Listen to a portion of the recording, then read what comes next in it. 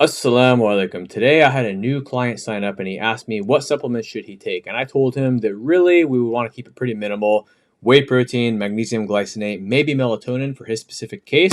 But other than that, I'm not really too big on supplements. However, there are about 14 supplements that I take on a semi-consistent basis, not necessarily every day, not necessarily every week, but some of them I take every day and every week. Are they necessary? No, but do they make the journey easier when combined with the right foundations? Yes. So today I'm going to go over which supplements do I take on a daily and weekly basis and which supplements do you need when you're starting off this journey or trying to take it to the next level, if any. And for a lot of people, it's pretty minimal. And the reason for that is because, as I've told you guys in many of the other videos, especially the fat loss triangle, where I really break down real talk what to prioritize and what are the biggest drivers of progress when it comes to fat loss. Well, guess what? Supplements are just the cherry on top, okay? And if you want to see that video, go to the full fat loss system mini course under the playlist on my YouTube. You'll find it. And I'll show you why supplements are not really necessary and why a lot of people kind of use them as a crutch when you should really get your fundamentals dialed in. And I go over the fundamentals in that video. So as I mentioned in that video in much more depth, so definitely check it out after this. What's more important is your nutrition, your training, your sleep and stress management, your recovery, and your lifestyle. If you do not have these fundamental foundations, supplements are not really going to do anything for you, or they won't do much for you, and you'll be using them as a crutch and you're not going to get a lot of results. Versus if you get the fundamentals down and you don't take any supplements, you're going to get a lot more results than if you take supplements without the foundations.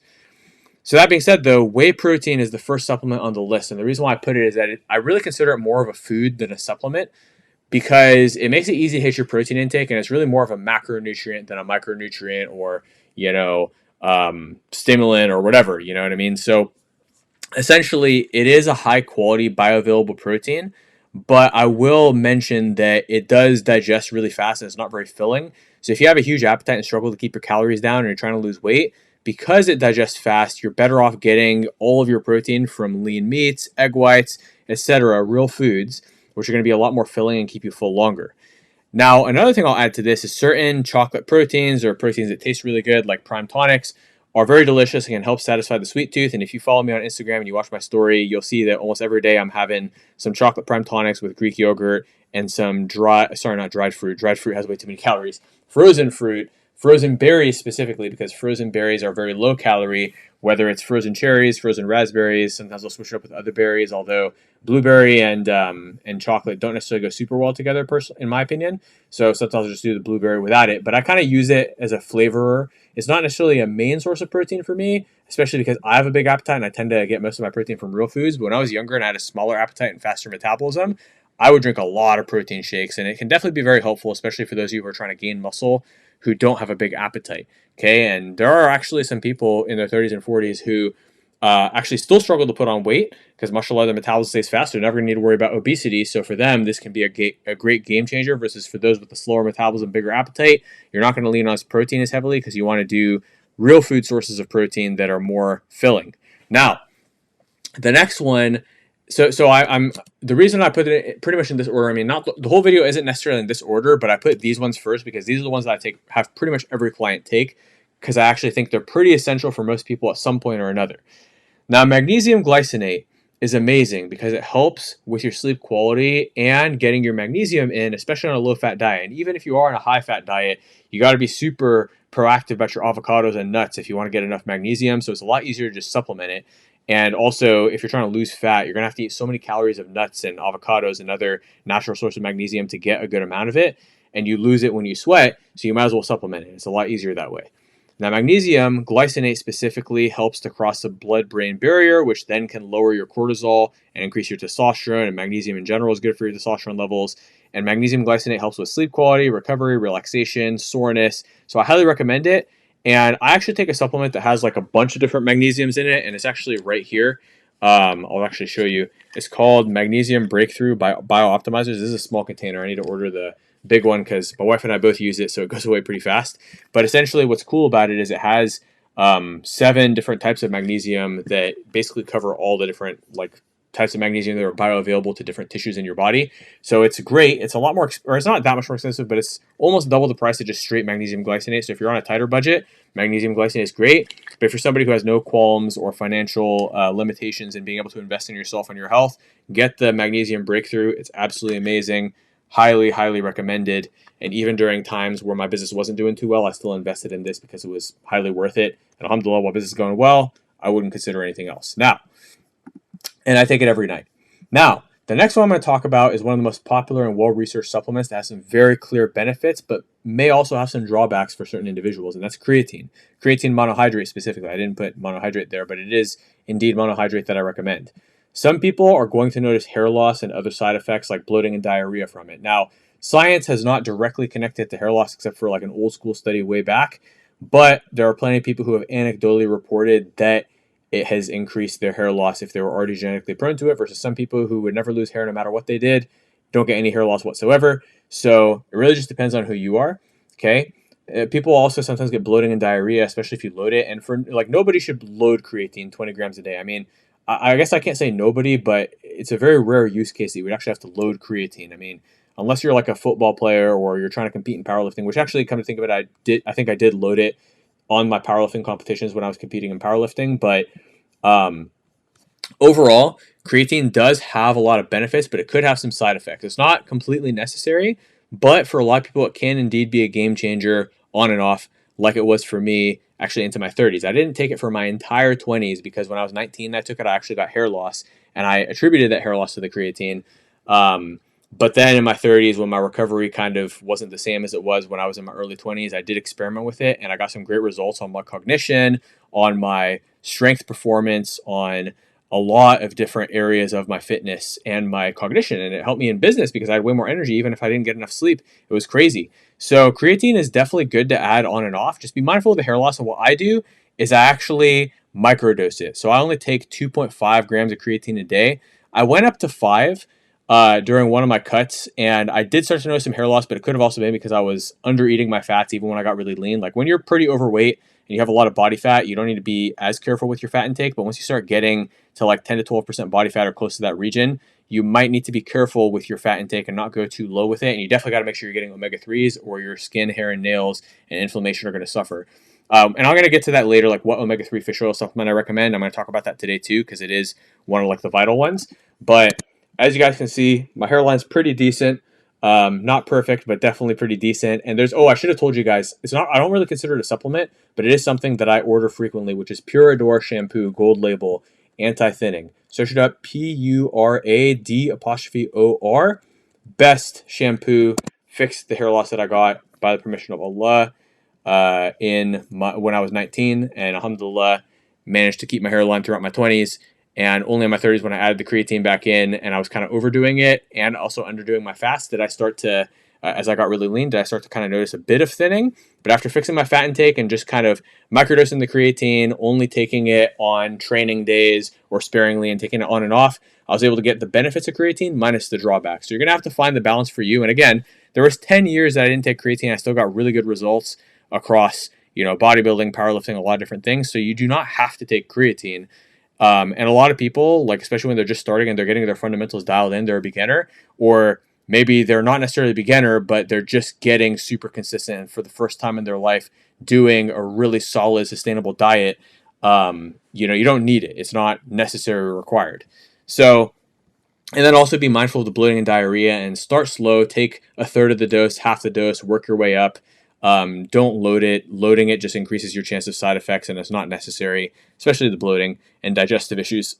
But if you do respond well to creatine and you're able to find a suitable dose where you don't get side effects, and again, start small, like a third to half a dose, so like 1.5 to 2.5 grams a day, just kind of work your way up, you should notice a significant boost in cognition, energy levels, physical performance, and recovery. And this can be a great game changer as you get older, especially if you didn't get enough sleep.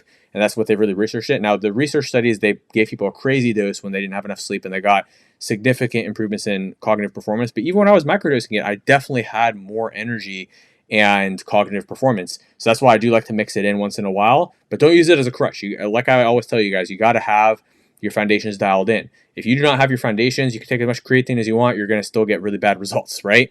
Versus you could not take creatine for 10 years and still be able to get great results when your foundations are dialed in.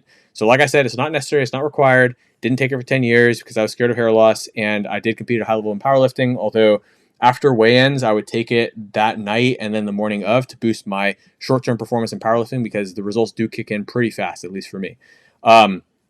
Now, some people are like, what brand, what type of creatine should I take? Honestly, I've tried top of the line brands, simple, normal brands.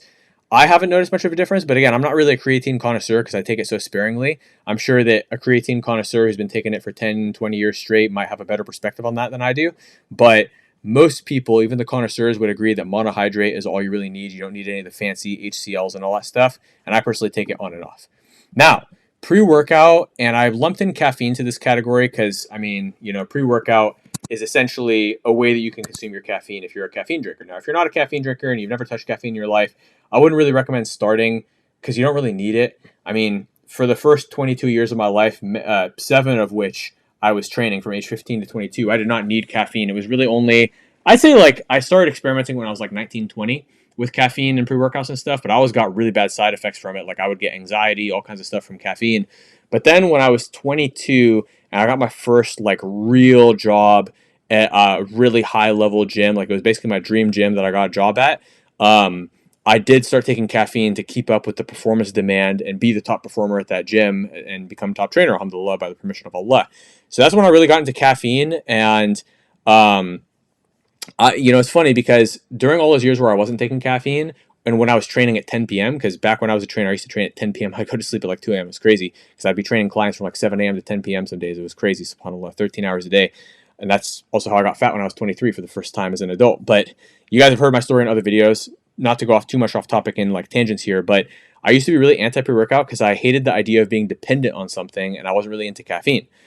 Now, today, even though I typically consume 300 to 400 milligrams of caffeine per day, which is crazy. I used to make fun of my dad when I was a kid that he was always drinking so much coffee. Now here I am being a big coffee / caffeine drinker. But I don't drink caffeine because I need it, and I give myself many hours after waking up before I take it. Like I almost never take caffeine before I've been awake for 3 hours, even though I used to be a caffeine addict who needed caffeine to get out of bed because I didn't want to be dependent on a substance to be able to function. I wanted to be able to use it as a booster once I already got into momentum naturally. So one of my principles is that I always try to get in momentum with my fitness and my business before I even take caffeine. Then I only take caffeine later in the day, maybe 3 to 6 hours after waking up, to then boost my productivity even further once I've already established it naturally. And likewise, sometimes I go to the gym without pre-workout to make sure that my body and mind knows who's boss and that it doesn't need it. But again, I do take it most of the time when I work out, and I do take it most days, most work days, right? And there were times in my life where I would take a day off from caffeine every week, all that stuff. But I found a pretty good balance with it where I'm not dependent on it, but I still use it and get the benefits of it. And like I said, part of how I found that balance, and I could do a deeper video on this in the future if you guys comment below and you would find it useful or beneficial or valuable. I would be happy to do a video on how I overcame caffeine addiction and found my balance with it. Who should take it, who shouldn't. I would actually be happy to do that video. So if you guys would be interested, let me know in the comments and I'll do a video on that, inshallah. But I always try to delay my caffeine intake to make sure I'm being strong, productive, and active without it. But I usually end up taking about 300 to 400 milligrams of caffeine per day, even if I start 3 to 6 hours after I wake up. Also, part of it's a social thing. Like my wife really loves coffee. My mother-in-law really loves coffee. My dad, my mom, my brother, everybody in my family loves coffee. So it is partially a social thing, but it is also a performance enhancer for business and fitness, right? So I do take it because it enhances my focus and productivity and all that stuff. But again, I don't use it as a crutch.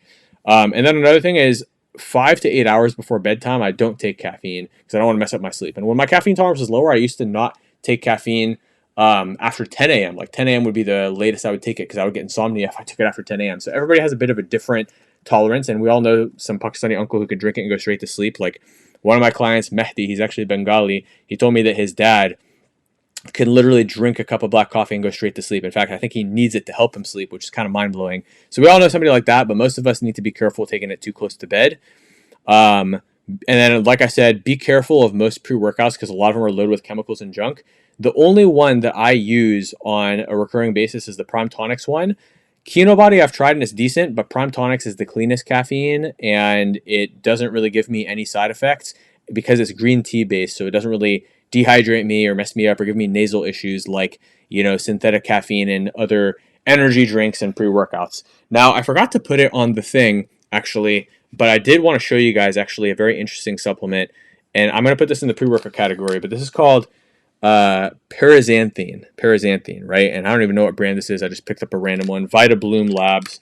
It's so I've tried a couple different Paraxanthine. The first time I actually tried Paraxanthine was because I saw an ad for something on Instagram or Facebook called Rare Bird coffee, and it was a caffeine-free coffee with paraxanthine, which is a shorter acting version of caffeine. And there's been some nights where I had calls that went late until like 7, 8 p.m. and I needed the extra boost at 5 p.m., but obviously I couldn't take caffeine or I'd get insomnia. So I started drinking that Rare Bird coffee, and then I also would sometimes have a workout after a long, grueling day. And I've trained myself to naturally have energy without, and obviously optimize my nutrition, my sleep, everything else, my fundamentals, so I don't necessarily need it if I need to work out in the evening. But there were definitely some times where I needed to work out in the evening where I needed that extra boost. And there are always some days where you're tired because things didn't go perfectly.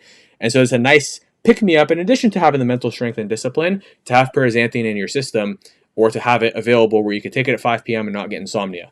Again, always check with your doctor first before taking any of these supplements. But I tried, so the pill one is the easiest one and it's the least expensive one, but I also tried a pre-workout with it that was pretty decent, but it had some other stuff in it too, like, well, I mean, beta alanine I like.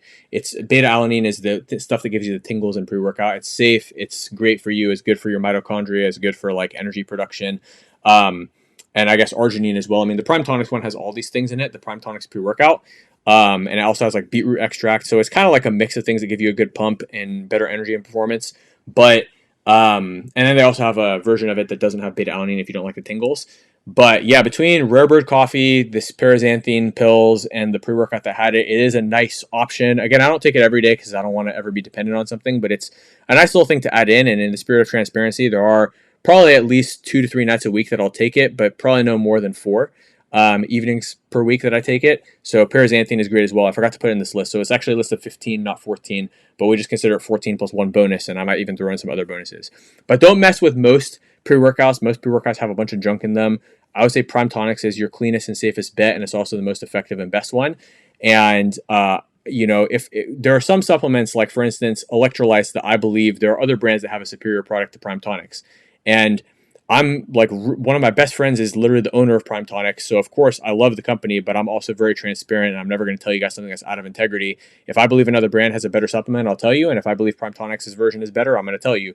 And most supplements, I typically go with Prime Tonics because even though it's more expensive, it's well worth it because the quality is better. Now, ironically, the 3 supplements on here, I don't even think Prime Tonics has them, so I get them from other brands, which are glycine, 5-HTP, and elemental lithium. Now, you might be like, wow, that's a lot of supplements. Don't worry, you don't have to take these. I didn't take these for years, and I don't necessarily take them consistently. But I kind of, so magnesium glycinate I take pretty much every night, but these other ones I kind of take on and off, right? But if I really need amazing sleep, and I can add melatonin to this as well, the ultimate sleep stack is glycine, magnesium glycinate, 5-HTP, elemental lithium, and then I don't know if I already said melatonin. You take all those, you're going to knock out like crazy and sleep like a baby. In fact, add ashwagandha to that, which I think is the next slide, and you're going to be super knocked out, especially if you have insomnia or you're trying to reset your sleep cycle. Now, again, I'm not the biggest supplement guy, and that might sound contradictory to the fact I'm going through all these supplements with you guys, but literally I almost never have my clients take supplements other than whey protein and magnesium glycinate. But in some cases where people are really struggling to reset their sleep rhythm, or somebody has crazy high cortisol, they're going through a busy season of work, I'll mix in ashwagandha, or I'll mix in these sleep enhancement supplements. Glycine is actually great when you have a newborn baby, and a lot of our clients will randomly have a newborn baby, mashallah, and whether they already have a bunch of kids or whether it's their first, mashallah, Allahumma barik. Glycine is great when you're getting those somewhat sleepless nights and interrupted sleep and less hours of sleep when you have a new baby, or when Ash is really late, Fudge is really early, especially for those of you in up north time zones. Glycine is great for getting more out of less sleep. It's also good for your gut health and a lot of other things. So again, I don't take all these consistently all the time. Like right now, I'm actually out of glycine. I just ordered some more after like being out of stock for like almost a week, and it's coming tomorrow. But I'm still going to sleep well tonight, right? It's not something I depend on, but it's definitely a nice booster, right? And I love getting my best quality sleep possible because it boosts recovery, performance, cognition, everything. But again, I always keep magnesium in stock. That's the only one I'm OCD about. The other ones are kind of like take it or leave it. But they all do boost sleep quality, mood, and a lot of other, benefits from all these things. And as I said, there's a couple use cases for glycine specifically. But again, they're not required. I almost never have clients, take these unless they're having specific issues. And as I mentioned, you can use melatonin to reset your sleep schedule if you have a really bad sleep habit and you get to bed way too late and you can't fall asleep if you try to go to bed early. Now, the next one, I actually don't usually have clients take these, but if clients ask me about these, especially black seed oil, I definitely help them incorporate it, especially because black seed is sunnah, and the Prophet ﷺ said that in black seed is a cure for all diseases except for death. Fish oil is also amazing. A high quality fish oil like Noor vitamins, for instance, I don't know if I wrote that here, but Vitamins is the fish oil that I recommend. It's the one I take. It's good quality stuff, and it's halal, because a lot of these other ones have like gelatin and whatnot. Unfortunately, there's many fish oils that I ordered by accident and then said, oh wait, they have gelatin. But alhamdulillah, now I just get Vitamins, and it's very good, Muslim-owned brand as well. And likewise, Prime Tonics is a Muslim-owned brand too. But a lot of times I just have my clients get in seafood, and unless they hate seafood, we can get omega-3 from our natural diet. But if you don't eat a lot of fish, you definitely need fish oil, because we already get so many omega-6s in our diet because food is grown by the cheapest, poorest standards. They feed animals the worst quality food, the cheapest food, and the animals are loaded with omega-6 instead of the natural omega-3s that they should have. And this can cause you to get inflammation if you don't have enough omega-3 in your system. If omega-6 is too high relative to omega-3, you're going to get inflammation, versus when omega-3 is in the right balance, which means for most people it's going to need to be higher relative to omega-6, which tends to be in excess quantities, then you're going to have less inflammation. Like I said, black seed is sunnah, and it has anti-inflammatory and pro-digestive and immune system benefits. So I highly recommend you take both. And I typically get both from Vitamins, but Prime Tonics is going to be coming out with a black seed oil pretty soon. And I believe, based on the source, because honestly, it's actually so the owner of Prime Tonics is my very good, very close, one of my best friends, Hussein, and he lives in San Diego as well. And he and I, we're actually sourcing the black seed for the Prime Tonics, or Prime Shifat is actually going to be the branch of Prime Tonics, inshallah, that has this from the same one that we got locally, and it's by far the best black seed oil I've ever had. Honestly, it's funny because it's only like a 20 to 25 minute drive for me, yet I haven't gone and gotten it. But once Hussein gets that produced with Prime Tonics, it's going to be amazing. And I'll announce it on my Instagram story once it's out, inshallah. And you guys can try it out and get in on the intro sale. Now, again, whenever I talk about supplements, I always want you guys to know, like, I'm not here to sell supplements. I'm here to tell you, I'm here to sell fitness programs and teach fitness information and tell you guys that you got to get your fitness, dialed in first before, and all your fundamentals dialed in first before you start using supplements, because too many people try to use supplements as a hack or a crutch, right? And that's why when I talk about fat burners, I'm going to emphasize that point even further, right? Because a lot of people take fat burners who have no business taking fat burners, because they're not even doing everything else properly, so they don't even get results, and they just damage their health for no reason, especially because people take unhealthy fat burners. But before we get into that, let's talk about ashwagandha. Okay, so ashwagandha is great if you have an extra stressful day or a high anxiety period of your life, like if a family member's in the hospital, you have extra work, it's busy season, whatever it might be, but don't be dependent on it, okay? I'm a big fan of ashwagandha, but, there was periods of my life where I didn't take it, especially actually when I was a new husband and a new dad.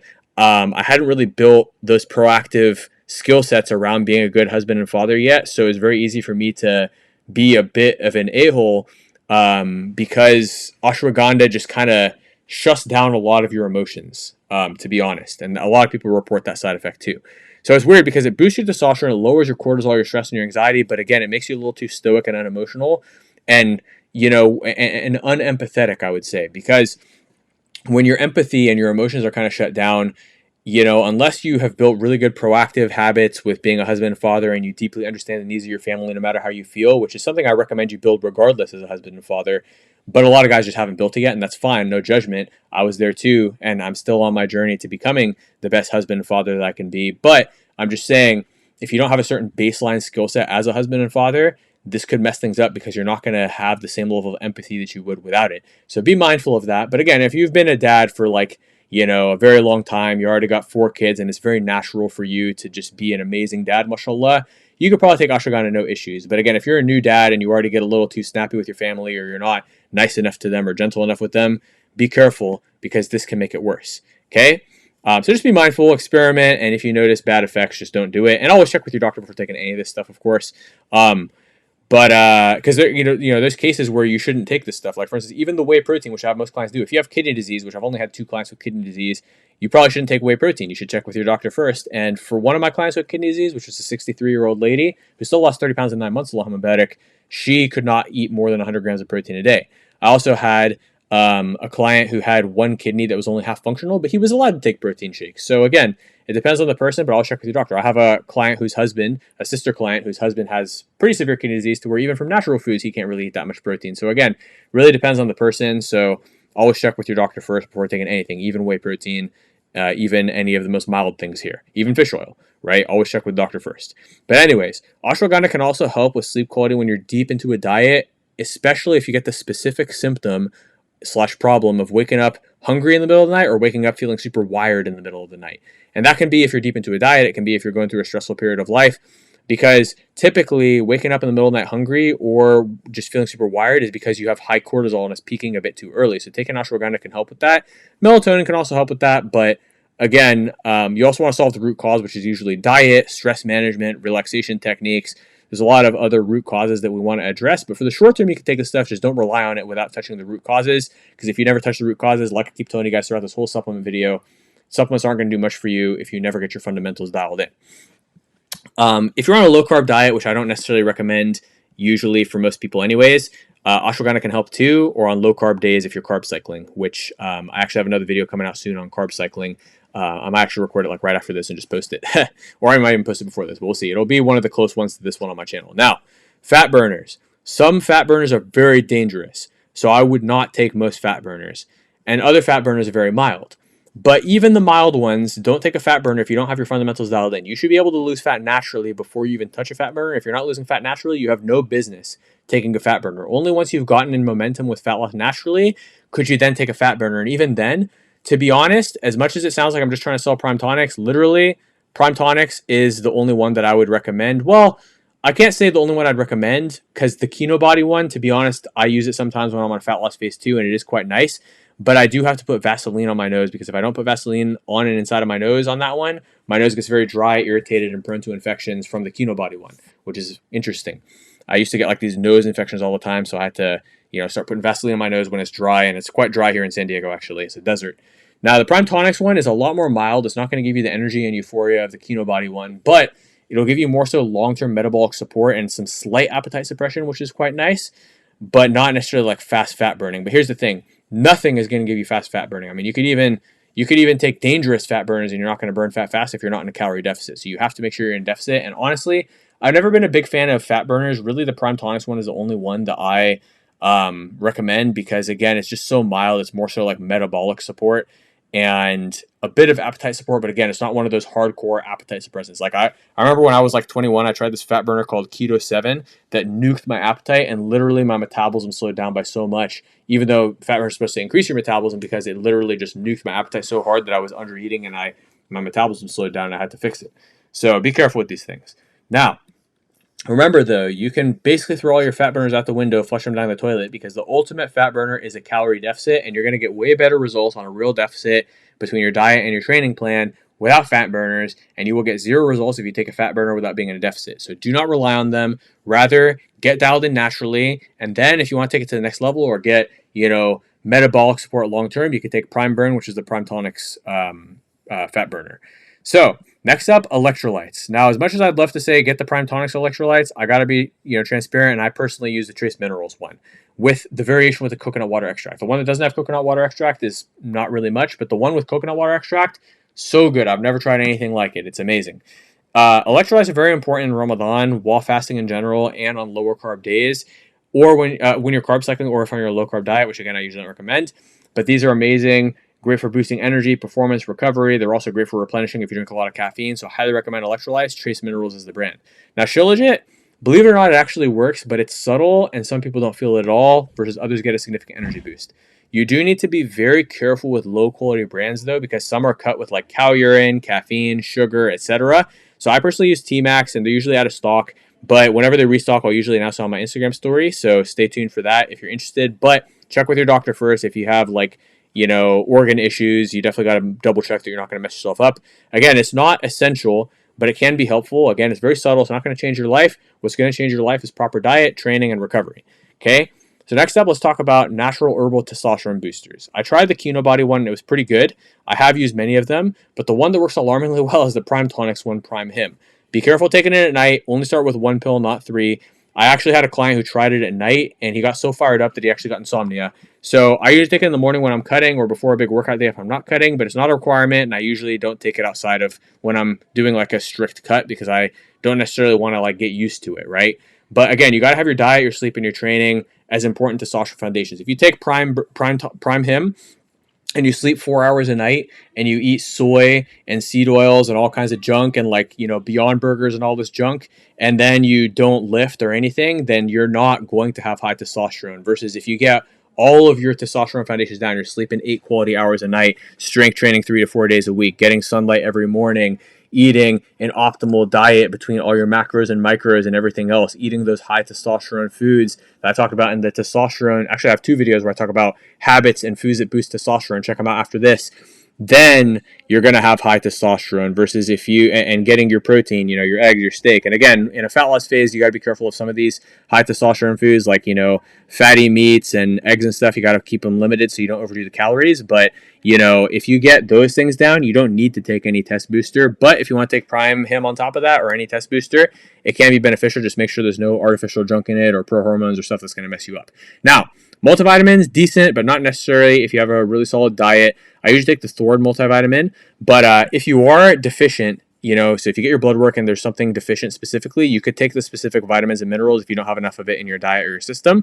Speaking of which, vitamin D, a lot of people, especially us as Muslims, a lot of us come from dark-skinned races, and so like Pakistani, African, whatever it might be, even some Arabs, if you live somewhere where there's not a lot of sunlight, like you live in the UK or Canada or something, or Michigan or Chicago or New York in the winter, you're not going to get very much vitamin D. So you will probably need to take vitamin D. Alhamdulillah, here in San Diego, I got a lot of sun, so I prefer to get my vitamin D naturally, but if I lived somewhere dark, I would definitely need it if there was not a lot of sunlight, and I still take it occasionally from time to time to get an extra boost. It's good for immunity, testosterone, everything. Now, speaking of testosterone, we got zinc and ZMA.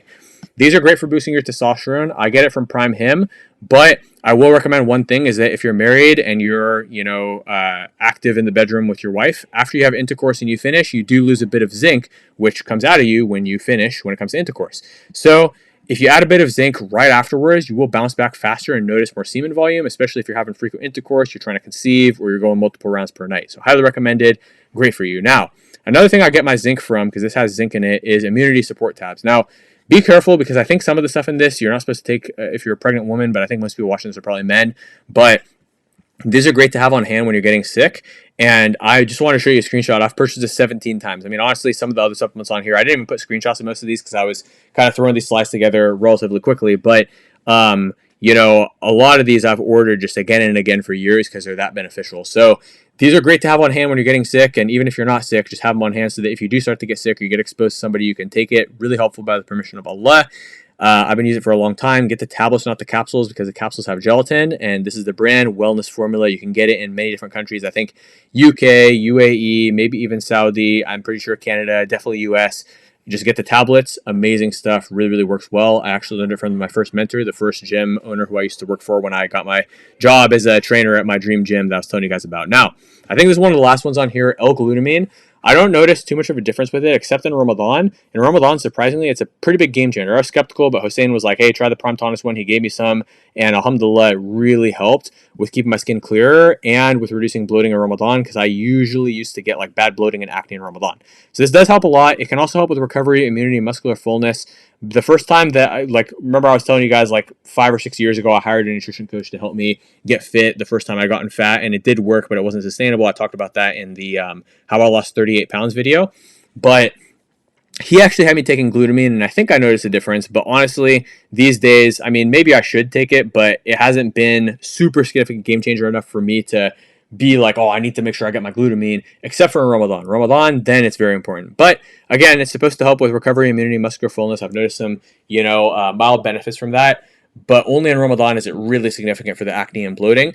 But again, I don't take it super frequently, but of all the ones I've tried, Prime Tonics definitely has the best one, alhamdulillah. So this was an interesting video. I covered a lot of supplements, and these are all the ones that I use on a semi-consistent basis. But I just wanted to remind you guys that supplements are just the cherry on top, right?